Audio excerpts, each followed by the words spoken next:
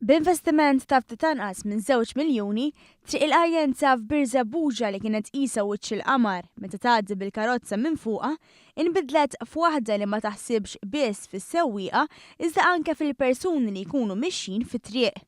Proġett li kien ilu mistenni mir-residenti ta' Birzebbuġa għal snin twal u li issa daħal fl-aħħar fażi tiegħu, dik li jingħata l-asfalt filwaqt li jiġu installati id-dwal, ir-railings u s-sinjali tat-toroq.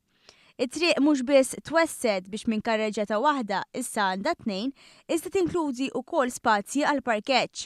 Il-perit tal-proġett Matthew Briffa spjega wkoll li x-xogħol jikkonsisti wkoll f'bini ta' promenad.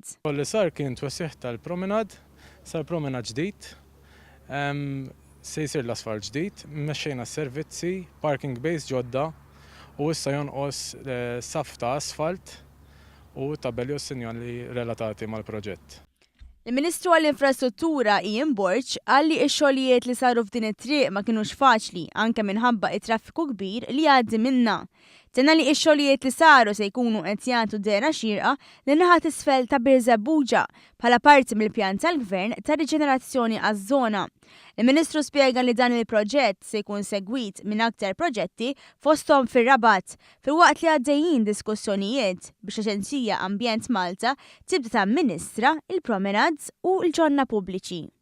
Għandna proġetti oħrajn, fosthom pereżempju ġewwa triq it-Tagħbija r-Rabat illi jaqgħad l-Imdina l-Villa Rumana man-naħa ta' Chadwick Lakes illi ħajkun hemm allura mixja sabiħa wkoll u qed naħdmu flimkien anke ma' l-Ministeru tal-Ambjent sabiex permezz ta' Ambjent Malta ikunu nistgħu ngħaddu promenades u ġonna pubbliċi lil din l-entità ġdida sabiex ikun hemm amministrazzjoni mingħand min veru l-aktar li għandu kompetenzi jmexxi mbagħad il-ġonna u l-parks pubbliċi.